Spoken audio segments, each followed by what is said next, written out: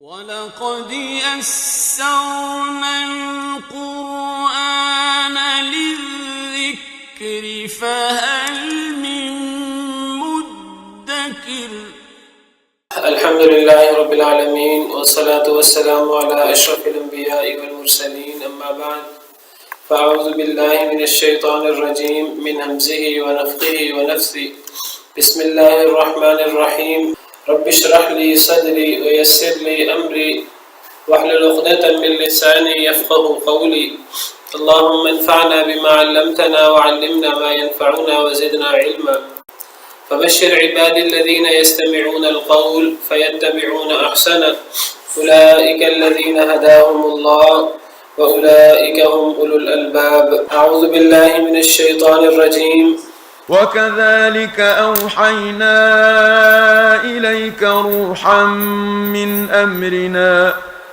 ما كنت تدري ما الكتاب ولا الإيمان ولكن جعلناه نورا نهدي به من نشاء من عبادنا وإنك لتهدي إلى صراط مستقيم صراط الله الذي له ما في السماوات وما في الأرض ألا إلى الله تصير الأمور أعوذ بالله من الشيطان الرجيم بسم الله الرحمن الرحيم وكذلك أوحينا إليك روحا من أمرنا اور اسی طرح ہم نے وحی کی آپ کی طرف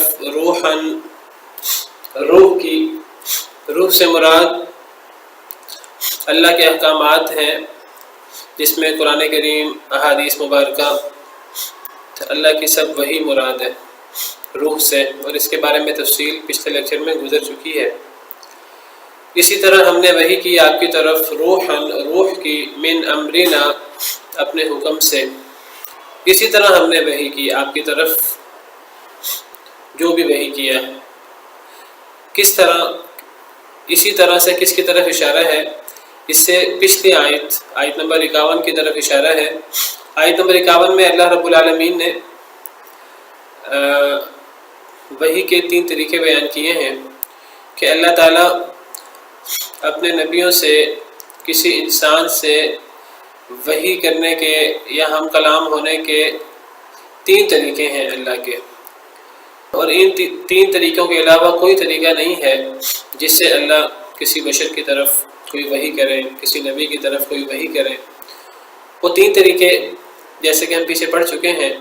ایک طریقہ ہے القاء اور الہام، خواب وغیرہ کا، جس کو وحیًا قرار دیا۔ دوسرا طریقہ ہے پردے کے پیچھے سے، اور تیسرا طریقہ یہ ہے کہ اللہ تعالیٰ کوئی فرشتہ بھیج دیں اور وہ فرشتہ اللہ کے حکم سے وحی کر دے۔ تو اللہ کسی بھی بشر سے ان 3 طریقوں کے علاوہ کسی اور طریقے سے وحی نہیں کریں گے۔ اللہ نے قرآن کریم میں فرما دیا کہ وحی کرنے کے صرف اور صرف 3 طریقے ہیں۔ پچھلے انبیاء کرام علیہم السلام میں سے بعض انبیاء رسول کے ساتھ اللہ رب العالمین نے کسی طریقے سے وحی کی، کسی کے ساتھ کسی طریقے سے وحی کی۔ جن طریقوں سے وحی ہوئی ہے پچھلے انبیاء کرام علیہم السلام اور پچھلے رسولوں پر، وہ طریقے یہی ہیں جو 3 ہیں۔ تو اللہ تعالیٰ فرماتے ہیں وَكَذَلِكَ أَوْحَيْنَا إِلَيْكَ رُوحًا مِّنْ أَمْرِنَا، اور اسی طرح ہم نے وحی کی آپ کی طرف روحاً، وحی کی من امرنا، اب ہمارے حکم سے۔ آپ اسے قرآن بھی مراد لے سکتے ہیں، روح سے قرآن اور اس کی تشریح یعنی حدیث مبارکہ، یعنی اسی طرح، یعنی انہی 3 طریقوں سے ہم نے وحی کی آپ کی طرف قرآن اور قرآن کی تشریح حدیث مبارکہ کی، یا روح سے مراد قرآن اور قرآن کی تشریح حدیث ہے۔ من امرنا اپنے حکم سے، یعنی گویا کہ نبی کریم صلی اللہ علیہ وسلم کے ساتھ اللہ تعالیٰ نے 3 طریقوں سے وحی کی ہے۔ اسے پتہ لگتا ہے کہ نبی کریم صلی اللہ علیہ وسلم پر جو وحی کی صورتیں ہیں، ان میں سے ایک صورت تو یہ ہے کہ فرشتہ نازل ہو، حضرت جبریل امین علیہ السلام یا کوئی اور فرشتہ، اور وہ اللہ کا حکم سنائے، جیسے کہ پچھلی آیت میں وہ آخری صورت ہے۔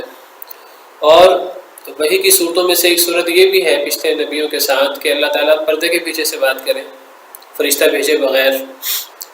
تو جس طرح اللہ تعالیٰ نے سیدنا موسیٰ علیہ السلام سے بات کی، تو نبی کریم صلی اللہ علیہ وسلم پر وحی کی یہ صورت بھی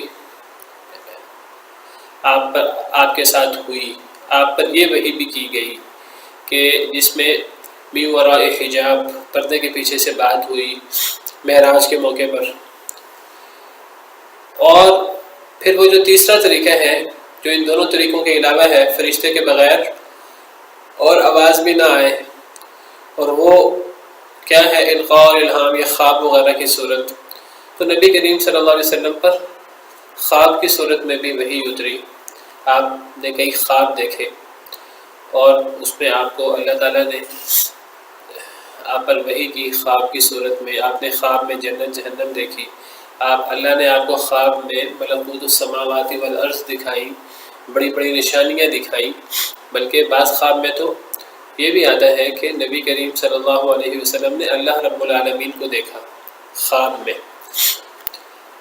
حالت بیداری میں جاگتی آنکھوں کے ساتھ اس دنیا میں اللہ کو نہیں دیکھا جا سکتا، جیسے میں نے پچھلے لیکچر میں واضح کیا تھا، لیکن خواب میں اللہ کو دیکھا جا سکتا ہے۔ اور نبی کریم صلی اللہ علیہ وسلم نے خواب میں اللہ کو دیکھا ہے، اور اس کا ذکر حدیث مبارکہ میں موجود بھی ہے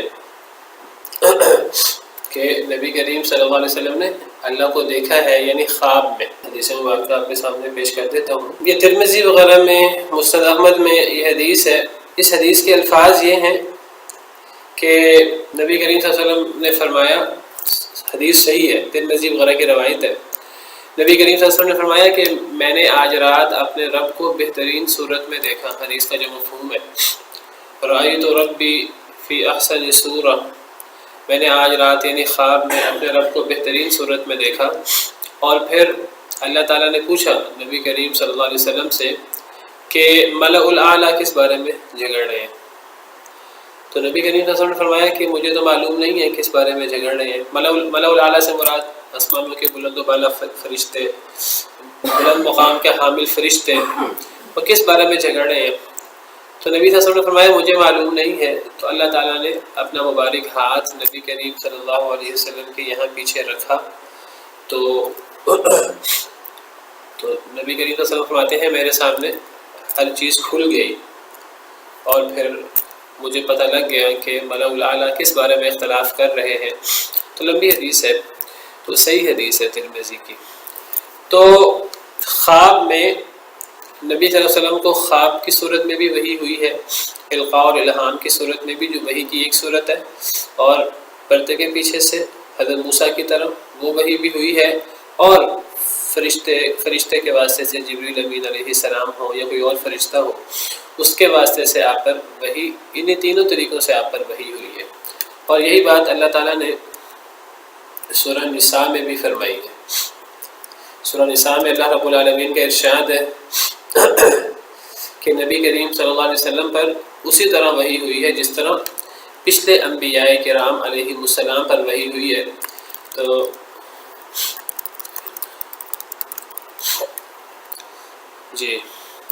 اللہ تعالیٰ فرماتے ہیں سورہ نساء آیت نمبر 163 ہے کہ اِنَّا أَوْحَيْنَا إِلَيْكَ كَمَا أَوْحَيْنَا إِلَى نُوحٍ وَالنَّبِيِّينَ مِن بَعْدِهِ، کہ اے نبی صلی اللہ علیہ وسلم ہم نے وحی کی آپ کی طرف، کما اوحینا الی نوح، جیسے ہم نے وحی کی نوح علیہ السلام کی طرف، والنبیین من بعدی، اور ان کے بعد آنے والے نبیوں کی طرف۔ اور پھر اللہ نے آگے نام لیا، واوحینا الی ابراہیم و اسماعیل و اسحاق و یعقوب والاسباط، ہم نے ابراہیم کی طرف وحی کی، اسماعیل کی طرف، اسحاق کی طرف، یعقوب کی طرف، ان کی اولادوں کی طرف، عیسیٰ کی طرف، ایوب کی طرف، یونس کی طرف، ہارون کی طرف، سلیمان علیہ السلام اجمعین، ہم نے ان سب کی طرف وحی کی۔ وآتینا داود زبورا، اور ہم نے داود علیہ السلام کو زبور بھی دی۔ تو مراد کیا ہے اس آیت کریمہ سے کہ اے نبی صلی اللہ علیہ وسلم، حضرت نوح علیہ السلام سب سے پہلے رسول ہے، اگرچہ ان سے پہلے حضرت آدم علیہ السلام ہے، حضرت ادریس بھی ہیں، وہ نبی ہیں، حضرت نوح علیہ السلام پہلے رسول ہیں۔ تو حضرت نوح علیہ السلام پر اور ان کے بعد آنے والے نبیوں پر جس طرح وحی ہوئی ہے، ہم نے ان طریقوں سے آپ پر بھی وحی کی ہے۔ آپ بھی اسی طرح نبی ہیں جس طرح حضرت نوح علیہ السلام اور حضرت نوح علیہ السلام کے بعد آنے والے تمام انبیاء نبی تھے، اللہ نے بعض نبیوں کا یہاں نام بھی لیا ہے۔ تو جس طرح ہم نے ان پر وحی فرمائی اس طرح ہم نے آپ پر بھی وحی فرمائی۔ اب آپ ذرا غور کریں کہ ایک تو اللہ نے عمومی ذکر کیا حضرت نوح علیہ السلام اور ان کے بعد آنے والے جتنے بھی نبی ہیں، عمومی طور پہ ذکر کر دیا، پھر آگے اللہ نے بعض نبیوں کے نام بھی لے لیے۔ صرف یہی نبی مراد نہیں ہے، جن کا نام نہیں لیا وہ بھی مراد ہے۔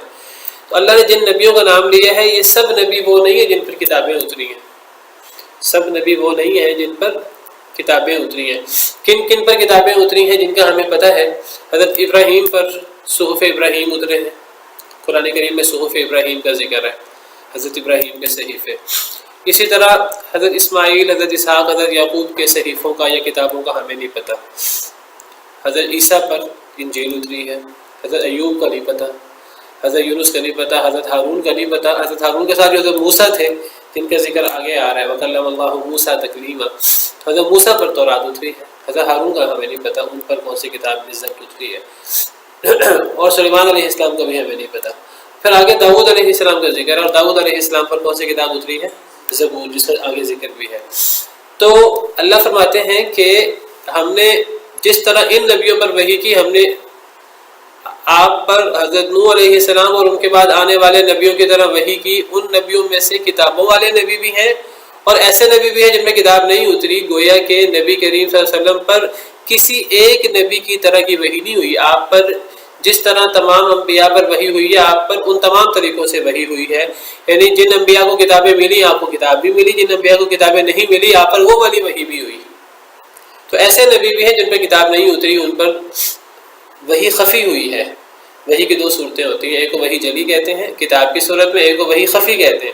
مثلا اب نبی صلی اللہ علیہ وسلم پر حضرت موسیٰ کی طرح کی وحی بھی ہوئی ہے، کتاب کی صورت میں بھی، تورات والی بھی، اور حضرت موسیٰ کی طرح من وراء حجاب بھی، اور حضرت عیسیٰ کی طرح انجیل بھی، حضرت داؤد کی طرح زبور بھی، اور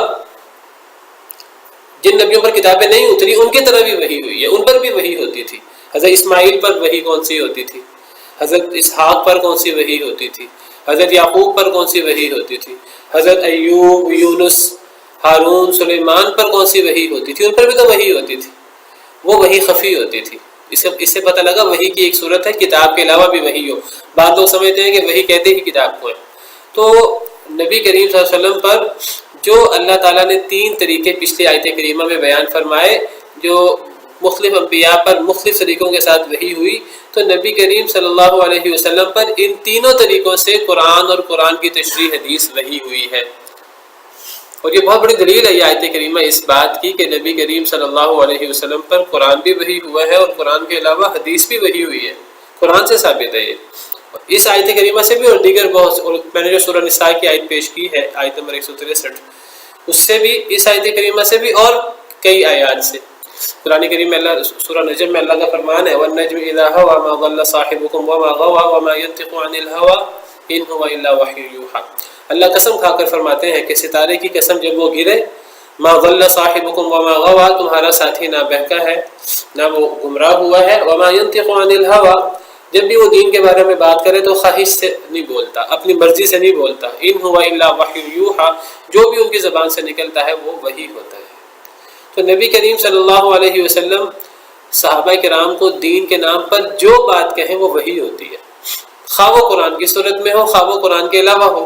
نبی کریم صلی اللہ علیہ وسلم جب صحابہ کرام کو اللہ کے احکامات بتاتے تھے صرف قرآن کی صورت میں نہیں بتاتے تھے، قرآن کے علاوہ بھی بتاتے تھے،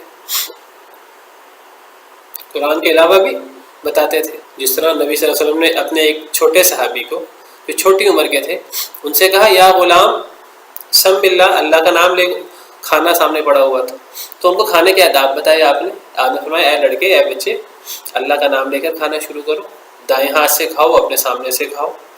اب یہ جو نبی صلی اللہ علیہ وسلم نے ہدایات جاری فرمائی، دینی ہدایات ہیں، تو اللہ کے اس یہ جو سورہ نجم میں آیتیں ہیں اس کے مطابق نبی صلی اللہ علیہ وسلم اپنی مرضی سے دین کی بات نہیں کرتے تھے، اپنی خواہش سے نہیں بولتے تھے، جو بات کرتے تھے وہ وحی ہوتی تھی۔ اب یہ پھر کون سی وحی ہے؟ یہ قرآن میں تو نہیں ہے، پتہ لگا قرآن کے علاوہ بھی وحی ہے۔ یہ میں بات کر رہا ہوں ان لوگوں کی، ہمارے ہاں آج یہ فتنہ بہت بڑھ گیا ہے، نیٹ وغیرہ میں خاص طور پر، انٹرنیٹ پہ پڑھے لکھے لوگوں میں بہت زیادہ ہے یہ فتنہ، وہ قرآن کو وحی سمجھتے ہیں، قرآن کے علاوہ حدیث کے بارے میں شکوک و شبہات کا شکار ہیں۔ کہ جس قرآن کو ہم وہی سمجھتے ہیں وہ قرآن ہمیں حدیث کی طرف رہنمائی کرتا ہے، وہ قرآن ہمیں اطیع اللہ اور اطیع الرسول دونوں کی بات کرتا ہے، اللہ اور رسول کی اطاعت کرو۔ بھی اللہ کی اطاعت تو قرآن میں ہو گئی، تو رسول کی اطاعت کہاں سے کریں گے؟ صحابہ تو اپنی زندگی میں کر لیتے تھے، ہم کیسے کریں گے؟ نبی صلی اللہ علیہ وسلم کی احادیث مبارکہ پر عمل کر کے۔ اور بہت ساری قرآن کی آیتیں ہیں، وما آتاکم الرسول فخذوہ وما نہاکم عنہ فانتہوا، تمہیں جو رسول دیں وہ لے لو، جسے تمہیں رسول روکیں رک جاؤ۔ اسی طرح ومن یعص اللہ ورسولہ فقد ضل ضلالا مبینا، جو اللہ اور اللہ کے رسول کی نافرمانی کرے تو وہ دور کی گمراہی میں جا پڑے۔ اللہ اور اللہ کے رسول دونوں کا ذکر۔ پھر فرمایا وما كان لمؤمن ولا مؤمنة اذا قضى الله ورسوله امرا ان يكون لهم الخيرة من امرهم، کسی مومن مرد اور عورت کے یہ لائق نہیں، سورہ احزاب کی آیت ہے، کسی مرد اور عورت کے یہ لائق نہیں کہ اگر اللہ یا اللہ کا رسول ان کے بارے میں کوئی فیصلہ کر دیں کہ پھر ان کے پاس اختیار باقی رہ جائے۔ اللہ فیصلہ کریں یا اللہ کا رسول فیصلہ کریں، پھر مومن مرد یا عورت کے پاس اختیار باقی نہیں رہتا، کیونکہ اللہ کی بات وہ تو وہی ہے، تو نبی کی بات جو نبی دین کے طور پر کہیں وہ بھی وہی ہوتی ہے، وہ اللہ کے حکم سے ہوتی ہے، نبی اپنی طرف سے تو بات نہیں کرتے۔ تو پتہ لگا کہ وحی میں قرآن کی وحی بھی شامل ہے اور حدیث مبارکہ بھی شامل ہے۔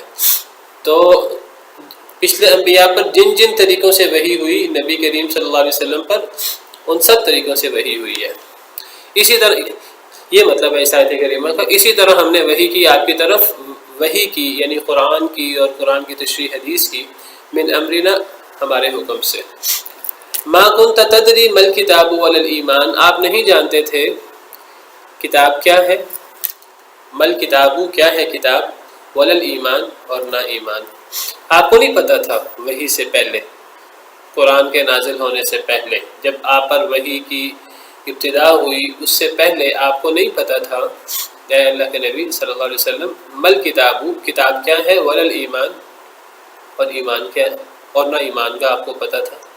جیسے اللہ تعالیٰ وحی اتارتے گئے اور اس وحی میں قرآن کریم میں احادیث مبارکہ میں اللہ تعالیٰ نے آپ کو قرآن کی آیات اتارتے رہے، دیگر وحی اللہ تعالیٰ اتارتے رہے، اللہ بہت سی باتیں سکھاتے رہے جو آپ کو باتیں پتہ لگی بعد میں، تو آپ کو وحی کے نزول سے پہلے ان کا نہیں پتہ تھا۔ وَلَكِنْ جَعَلْنَاهُ نُورًا، لیکن ہم نے بنا دیا اس کو نور، قرآن کو۔ قرآن کے نازل ہونے سے پہلے آپ کو نہیں پتہ تھا، جب اللہ نے قرآن نازل کر دیا، قرآن کے ساتھ اللہ نے حدیث مبارکہ دیگر آپ پر وحی کی، تو اللہ نے اس کو نور بنا دیا۔ نہدی بہ من نشاء من عبادنا، ہم ہدایت دیتے ہیں اس کے ذریعے جسے ہم چاہتے ہیں اپنے بندوں میں سے۔ اس سے پتہ لگا کہ نبی کریم صلی اللہ علیہ وسلم پر یا دیگر انبیاء کرام علیہ السلام پر جب وحی ہوتی ہے تو انہیں اس وحی میں اللہ کی طرف سے ہدایات ملتی ہیں، جب انہیں وہ وحی ہوتی ہے تو انہیں ان ہدایات کا پتہ لگتا ہے، اور جب وہ وحی ابھی نہیں ہوئی ہوتی تو نبیوں کو پتہ نہیں ہوتا۔ یہ سمجھنا کہ نبیوں کو ہر بات کا پہلے سے ہی پتہ ہوتا ہے، اگر نبیوں کو ہر بات کا پہلے سے ہی پتہ ہوتا تو پھر ان پر وحی کرنے کی کیا ضرورت ہے؟ نبیوں کو پتہ نہیں ہوتا، اللہ کی طرف سے وحی ہوتی ہے تو پتہ لگتا ہے۔ جس طرح اللہ تعالیٰ قرآن کریم میں اور کئی مقامات پر اللہ نے اس بات کو واضح کیا ہے کہ عالم الغیب اللہ رب العالمین کی ذات ہے، تو اللہ کے علاوہ کوئی عالم الغیب نہیں ہے۔ اللہ تعالیٰ فرماتے ہیں سورہ شعراء میں قل لا يعلم، سورہ نمل میں قل لا يعلم من في السماوات والارض الغیب الا اللہ، کہہ دیجئے کہ آسمان و زمین میں کوئی غیب نہیں جانتا سوائے اللہ کے۔ اور بعض آیات میں ہے وعنده مفاتح الغیب لا يعلمها الا هو، غیب کی چابیاں اللہ کے پاس ہے جنہیں اللہ کے علاوہ کوئی نہیں جانتا۔ تو ہر بات کا علم اور ازل سے لے کر ہمیشہ سے ابد تک ہر چیز کا علم خود بخود اللہ رب العالمین کو ہے، جس کو علم غیب کہتے ہیں۔ ہاں اللہ تعالیٰ وحی کے ذریعے جو غیب کی بات، جو علم کی بات اپنے جس نبی کو وحی کرنا چاہیں اللہ وہ وحی کر دیتے ہیں۔ نبی کو وحی سے پہلے پتہ نہیں ہوتا، جب وحی ہوتی ہے تو نبی کو پتہ لگ جاتا ہے، نبی پھر اس کو آگے پہنچا بھی دیتے ہیں۔ من وعن، اس میں کوئی کمی بیشی نہیں کرتے، نہ کوئی بات چھپاتے ہیں، کیونکہ نبیوں کا کام ہوتا ہے یا ایھا الرسول بلغ ما انزل الیک من ربک، اے رسول صلی اللہ علیہ وسلم جو کچھ آپ پر آپ کے رب کی طرف سے نازل ہوا اسے آگے پہنچا دیں۔ وَإِن لَمْ تَفْعَلْ فَمَا بَلَّغْتَ رِسَالَتَهُ، اور اگر آپ یہ کام نہیں کریں گے تو گویا کہ آپ نے جو آپ پر رسالت اتری ہے آپ نے اس رسالت کو آگے پہنچایا نہیں ہے۔ تو نبیوں کی یہ ذمہ داری ہوتی ہے کہ نبیوں پر جو وحی ہو نبی اس کو آگے پہنچا دیں، اور نبی اس کو آگے پہنچانے میں ہرگز بخیل نہیں ہوتے، نبی اس کو من وعن بڑے شوق سے، ان کی ذمہ داری بھی ہوتی ہے اور وہ پہنچاتے ہیں آگے۔ نبی صلی اللہ علیہ وسلم نے آگے پہنچایا صحابہ کرام کو، وہ جو آخری آپ نے حج فرمایا جس کو حجۃ الوداع کہتے ہیں، آپ نے صحابہ کرام سے گواہی بھی لی، آپ نے فرمایا حل بلغت، کیا میں نے پہنچا دیا ہے؟ صحابہ کرام نے فرمایا نعم بلغت وادیت ونصحت، صحابہ کرام نے کہا کہ جی آپ نے پہنچایا ہے، آپ نے ہر لحاظ سے فریضہ رسالت ادا کیا ہے، آپ نے خیر خواہی کی انتہا کی ہے۔ تو صحابہ کرام نے اس کی گواہی بھی دی۔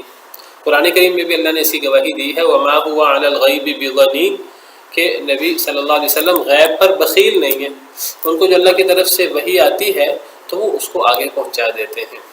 تو وحی آنے سے پہلے نبی کو اس کا پتہ نہیں ہوتا، جیسے فرمایا ما کنت تدری مل کتاب ولا الایمان، آپ نہیں جانتے تھے، یعنی قرآن اترنے سے پہلے، وحی اترنے سے پہلے کتاب کیا ہے، نہ کتاب کو آپ جانتے تھے نہ آپ ایمان کو جانتے تھے۔ جس طرح اللہ تعالیٰ اور آیات میں فرماتے ہیں، سورہ قصص، سورہ یوسف میں اللہ تعالیٰ نے بڑا بہترین قصہ بیان کیا جس کو قصہ یوسف کہتے ہیں۔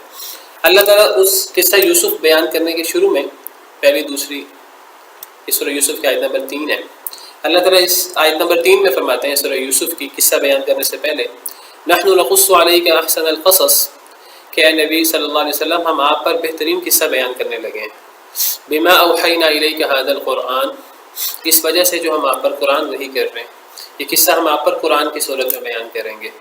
وَإِن كُنْتَ مِن قَبْلِهِ لَمِنَ الْغَافِلِينَ، اور یقیناً آپ تھے اس سے پہلے غافل لوگوں میں سے۔ کیا مطلب؟ یعنی آپ کو اس سے پہلے اس قصے کا پتہ نہیں تھا، آپ کو اس سے پہلے اس قصے کا پتہ نہیں تھا، یہ اب جب آپ پر وحی ہو رہا ہے تو وحی ہونے کے بعد آپ کو اس کا پتہ لگے گا۔ اور یہ بات اللہ تعالیٰ نے کئی اور قرآن کریم میں یہ کئی جگہ پر اللہ نے اس کو ذکر کیا ہے۔ ایک اور جگہ پر اللہ تعالیٰ فرماتے ہیں، سورہ ہود آیت نمبر 49 ہے، سورہ ہود ایسی سورت ہے جس کے اندر بہت سے نبیوں کے قصے ہیں۔ تو اللہ تعالیٰ نے سیدنا نوح علیہ السلام کا قصہ بیان کیا، تو اس قصے کے آخر میں اللہ تعالیٰ فرماتے ہیں، آیت نمبر 49 ہے سورہ ہود کی، اللہ تعالیٰ یہ حضرت نوح کا قصہ بیان ہوا ہے۔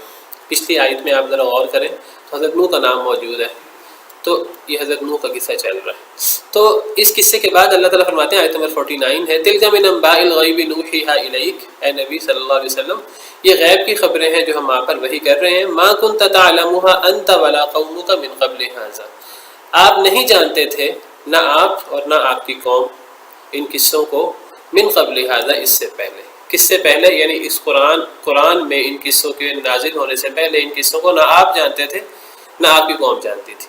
کیا پتہ لگا اس سے؟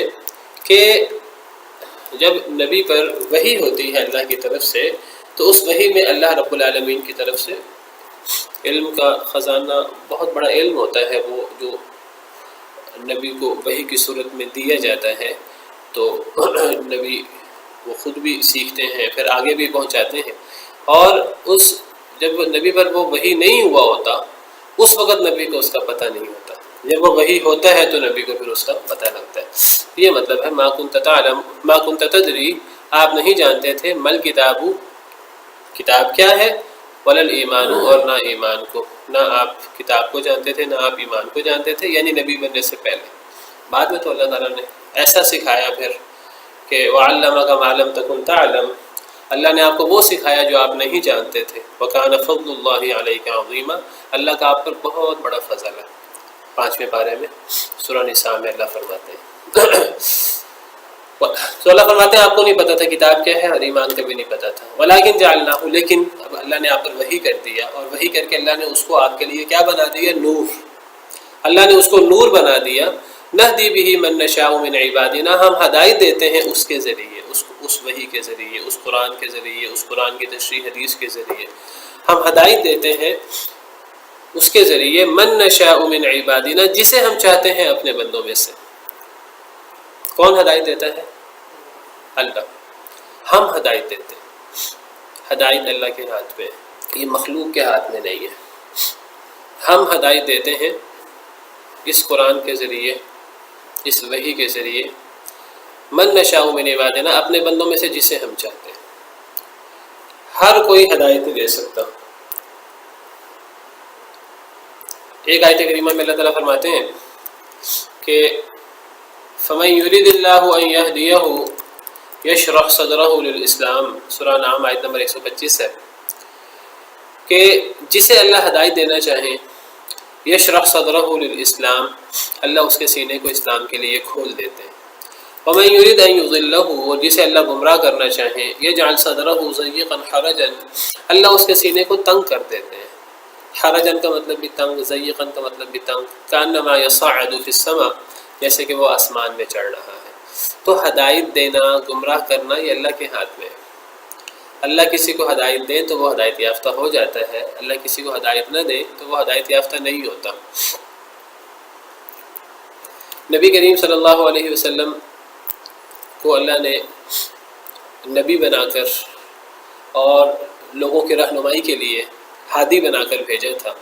نبی صلی اللہ علیہ وسلم کی شدید خواہش تھی کہ آپ لوگوں کو دعوت دیں اللہ کی طرف۔ آپ کا لقب تھا، آپ کی صفت تھی داعیا الی اللہ، اللہ کی طرف دعوت دینے والے۔ آپ کی شدید خواہش ہوتی تھی کہ میں جن کو دعوت دے رہا ہوں کاش کہ وہ ایمان لے آئیں۔ کفار مکہ، کافروں کے سردار، آپ ہر وقت کوشش میں لگے رہتے۔ آپ نے پوری ذمہ داری کے ساتھ دعوت پہنچائی آگے۔ جس طرح کافروں کے بارے میں آپ چاہتے تھے کہ وہ مسلمان ہو جائیں، اسی طرح آپ اپنے رشتہ داروں کے بارے میں چاہتے تھے کہ کاش کہ میرے رشتہ دار مسلمان ہو جائیں، خاص طور پہ آپ کے چچا ابو لہب، ابو طالب۔ آپ نے بڑی کوشش کی کہ مسلمان ہو جائیں۔ اللہ کی اپنی حکمتیں، اللہ کی اپنی حکمت بالغہ ہے۔ اللہ کا کرنا یہ ہوا کہ ابو طالب جو ہیں وہ مسلمان نہیں ہوئے آخر تک، بلکہ جب وہ مرض الموت میں تھے، صحیح بخاری وغیرہ کی حدیث ہے، جب وہ مرض الموت میں تھے تو نبی صلی اللہ علیہ وسلم ان کے پاس فکر مندی سے بیٹھے ہوئے تھے، کہنے لگے اے چچا اب بھی وقت ہے، اگر آپ ابھی بھی کلمہ پڑھ لیجئے تو میں اللہ کے ہاں جھگڑا کروں گا، میں اللہ کے ہاں سفارش کروں گا، انشاءاللہ اللہ آپ کو جنت میں بھیج دیں گے اگر آپ ابھی بھی کلمہ پڑھ لیں، میں اللہ کے ہاں بات چیت کروں گا۔ لیکن ساتھ وہ بدبخت بیٹھے ہوئے تھے، ابو جہل اور دوسرے ساتھی۔ لیکن برے لوگ اتنے، برے ساتھی کتنا نقصان دیتے ہیں انسان کو۔ وہ بیٹھے ہوئے تھے، کہنے لگے آر دلائی، کہنے لگے کہ کیا اپنے باپ کی ملت کو چھوڑ کے مرو گے؟ کیا عبد المطلب کی ملت کو چھوڑ کے مرو گے؟ غلط آر دلائی، غلط حمیت دلائی، ان کو غلط حمیت آ گئی، کہنے لگے کہ میں اپنے باپ کی ملت پر ہوں۔ تو میں آپ کو حدیث مبارکہ بیان کر رہا تھا کہ جب ابو طالب آپ کے چچا، جنہوں نے پوری زندگی آپ کی حمایت کی اور کافروں کی مخالفت مول لی، مرض الموت میں تھے، صحیح بخاری کی حدیث ہے آپ کے سامنے، حدیث نمبر 3884، صحیح بخاری، کتاب و مناقب الانصار، باب قصۃ ابی طالب۔ تو اس میں آتا ہے کہ حضرت مسیب راوی ہیں، صحابی، وہ فرماتے ہیں کہ جب ابو طالب کو وفات کا وقت قریب آیا، آپ کے چچا کو، دخل علیہ النبی صلی اللہ علیہ وسلم، نبی صلی اللہ علیہ وسلم داخل ہوئے، وعندہ ابو جہل، ابو طالب کے پاس ابو جہل موجود تھا بدبخت۔ فقال، تو نبی صلی اللہ علیہ وسلم نے فرمایا ای عمی، اے میرے چچا، قل لا الہ الا اللہ، آپ لا الہ الا اللہ پڑھ لیجئے، کلمۃ احاج لک بہا عند اللہ، ایک کلمہ ہے آپ پڑھ لیجئے، میں اللہ کے ہاں بات چیت کروں گا، سفارش کروں گا، جھگڑا کروں گا اللہ کے ہاں، آپ کو فائدہ ہوگا اس کلمہ سے، آپ لا الہ الا اللہ پڑھ لیجئے۔ یاد رکھیے، آپ نے سنا ہوگا کہ مرتے وقت انسان کو نیک عمل فائدہ نہیں دیتا، وہ اس موت کے وقت فائدہ نہیں دیتا جب انسان کی جان نکل رہی ہو، اور جان نکلتے وقت انسان کو نیک عمل یا توبہ اس وقت فائدہ نہیں دیتی۔ لیکن ابھی اگر ایک انسان مریض ہے، بیمار ہے، تو اس وقت اگر انسان نیک عمل کر لے، توبہ کر لے، اس وقت بھی توبہ فائدہ دیتی ہے۔ جیسی کیفیت ابو طالب کی تھی، ابھی ان کی جان نکلنا نہیں شروع ہوئی تھی، ابھی وہ جو آخری مرض ہے، جس مرض میں وہ فوت ہوئے، ابھی وہ مرض تھا۔ تو نبی صلی اللہ علیہ وسلم یہ ترغیب دے رہے ہیں کلمہ پڑھنے کی، پوری زندگی کہتے رہے۔ تو ابو جہل نے کہا، اور عبداللہ بن ابی امیہ بھی وہاں موجود تھا، یہ دونوں کہنے لگے یا ابا طالب، اے ابو طالب، ترغب عن ملت عبد المطلب، عبد المطلب کی ملت سے بے رغبتی کرو گے، منہ موڑو گے؟ فلم یزالا یکلمانہ، دونوں باتیں کرتے رہے ابو طالب سے، ابو جہل، عبداللہ بن ابی امیہ، حتی قال آخر شیء، حتیٰ کہ جو ابو طالب نے آخری کلمہ کہا، کلمہم، جو بات کی، کہا علی ملت عبد المطلب، میں عبد المطلب کی ملت پر مر رہا ہوں۔ فقال النبی صلی اللہ علیہ وسلم، عبد المطلب کی ملت سے مراد وہ اسلام تو نہیں تھا، عبد المطلب تو نبی صلی اللہ علیہ وسلم کے نبی بننے سے پہلے فوت ہو گئے، تو وہ جو جس میں عرب لوگ تھے وہی اسی طریقے پر. تو نبی صلی اللہ علیہ وسلم کو بڑا افسوس ہوا. آپ فرمانے لگے لَأَسْتَغْفِرَنَّ لَكَ، میں آپ کے لیے استغفار کرتا رہوں گا، مَا لَمْ أُنْهَ عَنْهُ، جب تک مجھے اسے روک نہ دیا جائے. تو قرآن کی آیتیں نازل ہو گئی، مَا كَانَ لِلنَّبِيِّ وَالَّذِينَ آمَنُوا أَن يَسْتَغْفِرُوا لِلْمُشْرِكِينَ، نبی کے لائق نہیں اور ایمان والوں کے یہ لائق نہیں کہ مشرکین کے لیے استغفار کریں. ابو طالب کا جو انتقال ہے وہ کفر پر، وہ شرک پر ہوا، تو مشرکین کے لیے مرنے کے بعد استغفار نہیں ہو سکتا. نبی کے لیے یہ جائز نہیں ہے، ایمان والوں کے لیے یہ جائز نہیں ہے کہ وہ مشرکین کے لیے استغفار کریں. وَلَوْ كَانُوا أُولِي قُرْبَىٰ، اگرچہ وہ قریبی ہی رشتہ دار کیوں نہ ہو. جس طرح ابو طالب آپ کے چچا تھے، آپ ان کے لیے اب استغفار نہیں کر سکتے. من بعد ما تبین لهم، اس کے بعد کہ ان کے لیے واضح ہو جائے، انہم اصحاب الجحیم، کہ وہ جہنمی ہیں. جو کفر پہ شرک میں فوت ہوگا وہ جہنمی ہے. جب ایک مسلمان کو پتہ لگ جائے کہ فلاں شخص یا فلاں میرا عزیز، میرا قریبی کفر پر شرک پہ فوت ہوا، اس کے لیے استغفار کرنے کی اجازت نہیں ہے. نہ نبی کو اجازت ہے، نہ ایمان والوں کو. یہ آیت بھی اتری اس موقع پر، یہ سورہ توبہ کی آیت ہے. اور ایک دوسری آیت بھی اتری سورہ قصص کی. وہ آیت کیا ہے؟ اِنَّكَ لَا تَهْدِي مَنْ أَحْبَبْتَ، کہ اے نبی صلی اللہ علیہ وسلم جسے آپ ہدایت دینا چاہیں آپ اسے ہدایت نہیں دے سکتے، جسے آپ پسند کریں آپ اسے ہدایت نہیں دے سکتے. اِنَّكَ لَا تَهْدِي مَنْ أَحْبَبْتَ، اے نبی صلی اللہ علیہ وسلم آپ ہدایت نہیں دے سکتے جسے آپ پسند کریں. وَلَكِنَّ اللَّهَ يَهْدِي مَن يَشَاءُ، سورہ قصص کی یہ آیت ہے. لیکن اللہ جسے چاہے ہدایت دے. یہ دونوں آیتیں اس موقع پر نازل ہوئی ابو طالب کی وفات پر، جب وہ اسلام نہ لائے اور ابو جہل وغیرہ کے کہنے پر وہ عبد المطلب کی ملت پر ہی وہ فوت ہوئے. تو یہ دو آیتیں نازل ہوئی. ایک تو مشرکین کے لیے استغفار جائز نہیں ہے، اور دوسری آیت نازل ہوئی کہ نبی بھی چاہے جس کو چاہے تو نبی بھی اسے ہدایت نہیں دے سکتا. یہ چیزیں اللہ نے اپنے ہاتھ میں رکھی ہیں. تو ہدایت نبی کے ہاتھ میں بھی نہیں ہے. ہدایت صرف اور صرف کس کے ہاتھ میں؟ اللہ کے ہاتھ میں. یاد رکھیں ہدایت کی دو قسمیں ہیں. ایک ہدایت کا مطلب ہوتا ہے وہ ہدایت جو کسی کے دل کو پھیر دے. ایک بندے کا دل کفر پر، بدعت پر، غلطی پر جمع ہوا ہے، کوئی بندہ اسے رہنمائی تو کر سکتا ہے، توجہ تو دلا سکتا ہے، دلائل تو پیش کر سکتا ہے اس کے سامنے، لیکن ایک ہے کسی کو دلائل پیش کرنا، کسی کو سمجھانے کی کوشش کرنا، اور ایک ہے کسی کے دل کو پھیر دینا. ویسے تو ان دونوں اشیاء کا نام ہدایت ہے. کوئی بندہ کسی کو سمجھانے کی کوشش کرے، ویسے اسے بھی عربی زبان میں ہدایت کہتے ہیں. ایک ہدایت کا معنی ہے کہ کسی کے سامنے دلائل پیش کرنا، کسی کو سمجھانے کی کوشش کرنا. یہ انسان بھی کر سکتا ہے. نبیوں کو اللہ نے بھیجا ہی اس کام کے لیے. نبی یہی کام کرتے تھے، پوری زندگی لوگوں کو دعوت دیتے تھے اور لوگوں کو دلائل کے ساتھ لوگوں کو جو ہے وہ سمجھانے کی کوشش کرتے تھے.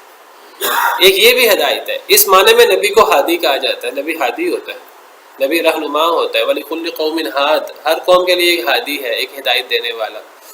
تو نبی ہادی ہوتا ہے اپنی قوم کے لیے، رہبر، رہنما، ہدایت دینے کی کوشش کرنے والا، ہدایت کا رستہ بتانے والا.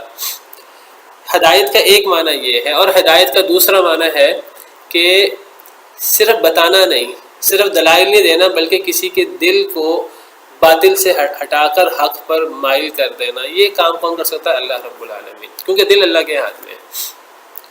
حدیث مبارکہ میں ہے قلوب العباد بین اصابع الرحمن، لوگوں کے دل اللہ رب العالمین کی انگلیوں کے درمیان ہے. یقلبها کیف یشاء، اللہ جیسے چاہتے ہیں الٹتے پلٹتے رہتے ہیں دلوں کو. اسی لیے ہمیں دعا سکھائی گئی ہے، ہم دعا کیا کریں اللہم یا مقلب القلوب ثبت قلبی علی دینک. ہمارا اگر اللہ نے ہمیں یہ انعام کیا اور بہت بڑا کہ اللہ نے ہمیں ہدایت دی ہے، تو ہم اس پر تکیہ کر کے اطمینان سے نہ بیٹھ جائیں. کیا پتہ کہ ہدایت کے بعد ہم دوبارہ غلط رستے پہ چل پڑیں. تو ہمیں دعا کرنی چاہیے ربنا لا تزغ قلوبنا بعد اذ ہدیتنا. اے اللہ جب آپ نے ہمیں ہدایت دے دی ہے اب ہمارے دل کو ٹیڑھا نہ کرنا، ورنہ ایسے لوگ بھی ہیں اللہ معاف کرے مرتد ہو جاتے ہیں. تو اسی طرح ہمیں یہ دعا کرنی چاہیے جو نبی صلی اللہ علیہ وسلم اکثر دعا کیا کرتے تھے اللہم یا مقلب القلوب ثبت قلبی علی دینک. اے دلوں کو پھیرنے والے میرے دل کو پھیر نہ دینا ہدایت سے، میرے دل کو میرے دین پر قائم رکھنا، دین پر ثابت قدم رکھنا. تو ہمیں اللہ سے ایک تو ہدایت مانگنی چاہیے، اے اللہ مجھے ہدایت دے، سیدھا راستہ دکھا. اور پھر اللہ سے یہ بھی دعا کرنی چاہیے، اے اللہ اگر آپ نے مجھے سیدھا رستہ دکھا دیا ہے تو مجھے سیدھے رستے پر باقی رکھ۔ تو ہدایت کی کتنی قسمیں ہوئی؟ 2 قسمیں۔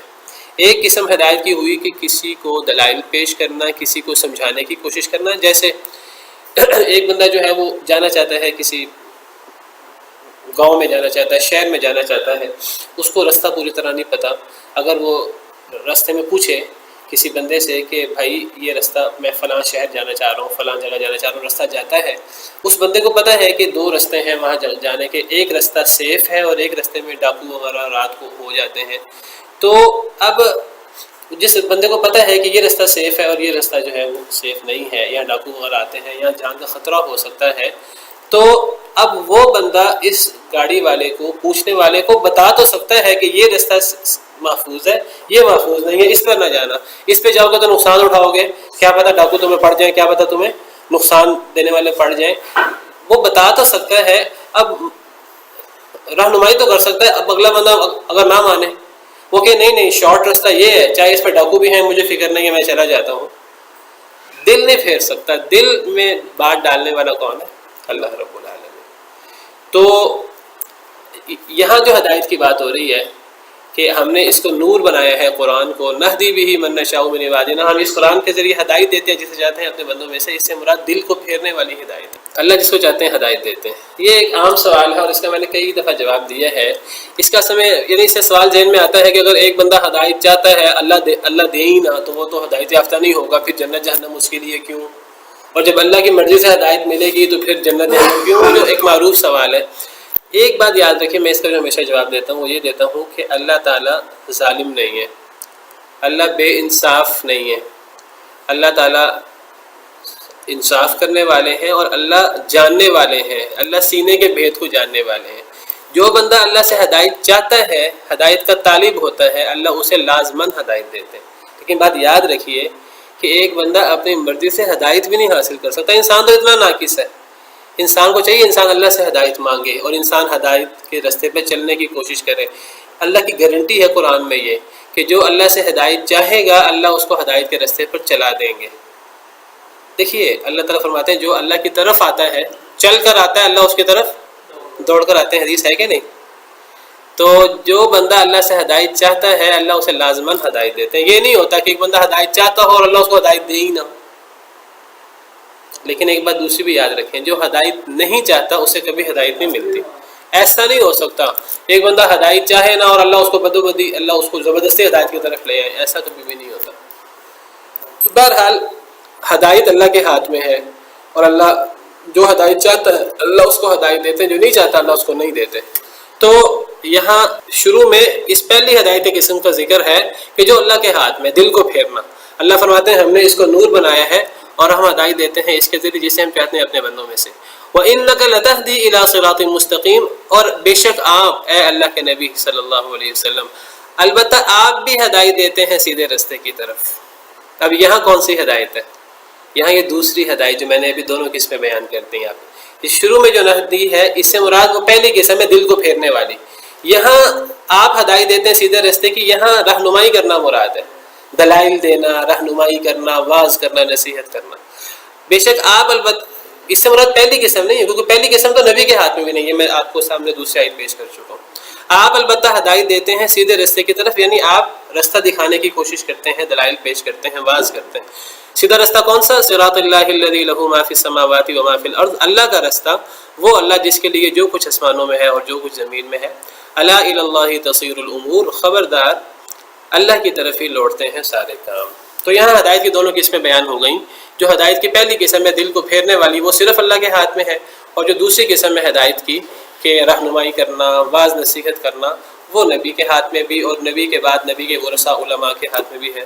سبحان ربک رب العزۃ عما یصفون وسلام علی المرسلین والحمد للہ رب العالمین۔